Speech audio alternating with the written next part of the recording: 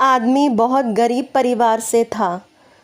वह बहुत दिनों से नौकरी की तलाश कर रहा था, लेकिन उसे अपने शहर में नौकरी नहीं मिल पा रही थी। ऐसे में उसने दूसरे शहर में नौकरी तलाश करने का फ़ैसला किया। उसने अगले ही दिन ट्रेन पकड़ी और दूसरे शहर की तरफ निकल गया। उसके माँ ने एक टिफ़िन में रोटियां रख दी थी। वह आदमी इतना गरीब था कि उसके घर में सब्ज़ी तक नहीं बनती थी, क्योंकि सब्जियों के लिए पैसे नहीं थे। ऐसे में बस उसकी माँ ने रोटियां ही बनाई थी और उसको टिफ़िन में रख दी थी। जब उसको आधा सफ़र तय हो गया तो उसे बहुत तेज़ भूख लगी। उसने टिफ़िन निकाला और रोटियां खाने लगा। जिस तरह से वह रोटियां खा रहा था, उसके आसपास बैठने वाले लोग उसे देख रहे थे।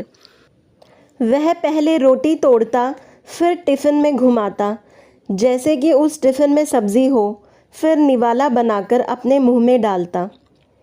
ऐसा लग रहा था कि मानो रोटी के साथ सब्ज़ी भी खा रहा है। लोग उसे हैरानी से देख रहे थे। वह ऐसा क्यों कर रहा है, उन्हें समझ में नहीं आ रहा था। एक आदमी ने उससे पूछ ही लिया, भाई तुम्हारे पास में केवल रोटी ही है, तो तुम रोटी को घुमाकर मुंह में क्यों डाल रहे हो? उस आदमी ने जवाब दिया कि हाँ, मेरे पास केवल रोटी ही है, लेकिन इस खाली टिफ़िन में रोटी घुमाकर मैं यह सोचकर खा रहा हूँ कि मैं रोटी के साथ अचार भी खा रहा हूँ। दूसरे व्यक्ति ने पूछा, क्या इससे उस आदमी को अचार का स्वाद आ रहा है? उस आदमी ने कहा कि मैं रोटी अचार सोचकर खा रहा हूँ, तो मुझे स्वाद भी आ रहा है। जब उसके आसपास बैठने वाले लोगों ने यह बात सुनी तो एक आदमी बोला कि अगर सोचा ही था तो अचार ही क्यों सोचा, मटर पनीर या शाही पनीर ही सोच लेते।